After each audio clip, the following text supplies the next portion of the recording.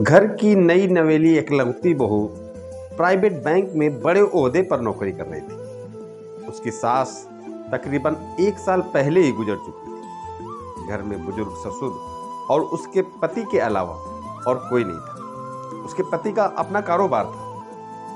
पिछले कुछ दिनों से बहू के साथ एक विचित्र बात हो रही थी।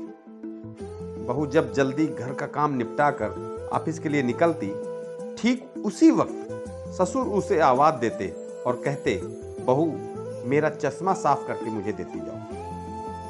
अब लगातार ऑफिस के लिए निकलते समय बहू के साथ यही होता रहा।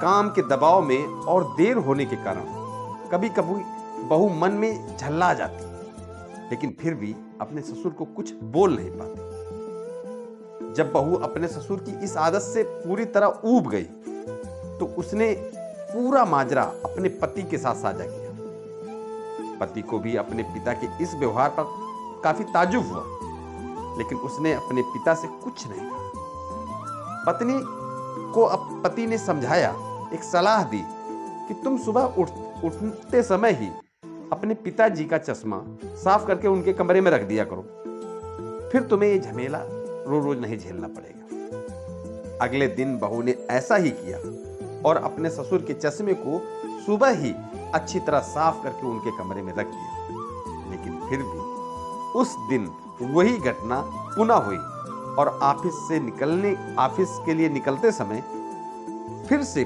ससुर ने बहू को आवाज दी, बेटा मेरा चश्मा साफ करके मुझे देती जाओ। बहू गुस्से में लाल हो गई, लेकिन उसके पास कोई चारा भी नहीं था। बहू के लाख उपायों के बावजूद ससुर उसे सुबह ऑफिस जाते समय आवाज जरूर देते। धीरे धीरे समय बीतता गया। ऐसे ही कुछ वर्ष निकल गए। अब बहू पहले से काफी बदल गई। उसने ससुर की बातों को नजरअंदाज करना शुरू कर दिया।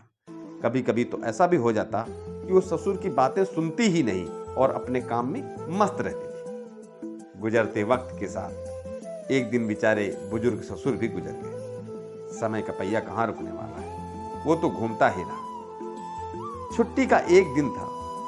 अचानक बहू के मन में घर की साफ सफाई का ख्याल आया, तो उसने अपने घर की सफाई में मृत ससुर की एक डायरी रखी हुई।